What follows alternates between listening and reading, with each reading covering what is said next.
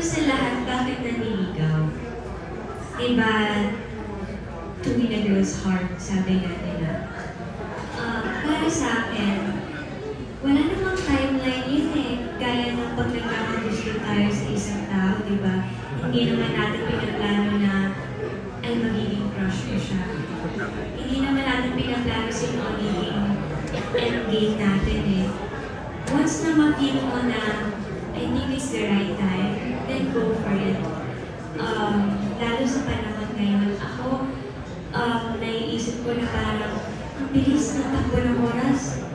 Parang kahapon lang nandito kami sa Gold Parade ngayon nasa MediaCon lang kami at sumasagot ng mga tanong po ninyo. Kaya para sa akin, parang sa loob ng kahit na isang minuto, naman dami pwedeng mangyari agad. Kaya kung tingin mo na, kasi pag gawin mo, ito na yung tamang oras at wala namang masama sa gagawin ko, then why not? Go for it. There's no timeline naman na pagdating sa love eh. Pag naramdaman mo, ayun na yun. There's no turning back.